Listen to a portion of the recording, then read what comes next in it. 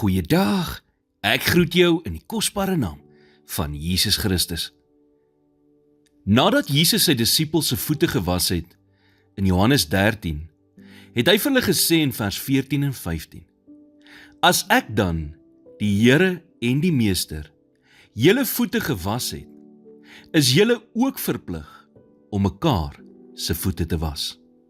Want ek het julle 'n voorbeeld gegee, om net soos ek aan julle gedoen het, ook so te doen. Het jy al mooi gedink, wie se voete Jesus eintlik hier gewas het? Dit was die voete van Petrus, wat hom sou verloon het. Thomas, wat aan hom getwyfel het. Judas, wat hom sou verraai het, en al die ander, wat hom sou verlaat het.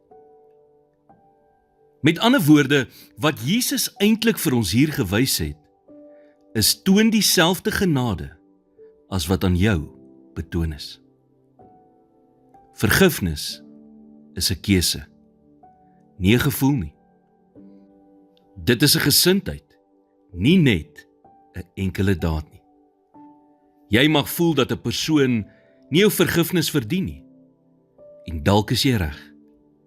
Maar vra jouself af, verdien ek God se vergifnis? Jy vergewe nie iemand omdat dit vir hulle voordelig is nie, maar omdat dit vir jou voordelig is. God weet wat die beste vir ons is.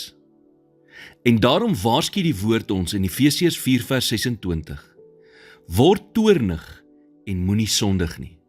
Laat die son nie ondergaan oor julle toorn nie. Met ander woorde, as jy kwaad word, moenie sondig nie, en moet ook nie 'n dag kwaad afsluit nie. Seer kry in hierdie lewe is 'n werklikheid, maar bitterheid is 'n reaksie.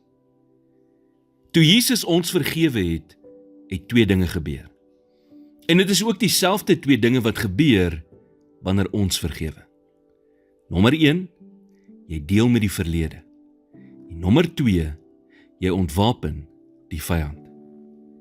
Wanneer jy vergewe, skuld niemand jou iets nie, en jy hoef nie meer energie te mors om tred te hou met al die gruwe nie. Jy neem dan die instrument weg wat Satan gebruik om verdeling te bring en om te vernietig.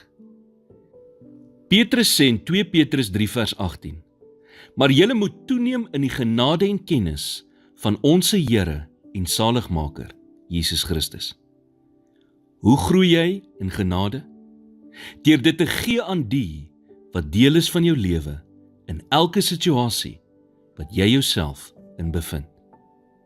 Here, dankie vir u vergifnis. Gee my asseblief 'n genadige en liefdevolle hart, sodat ek in die wêreld kan ingaan en die kan vergewe wat die krag van u vergifnis moet ervaar. In Jesus naam bid ek dit. Amen.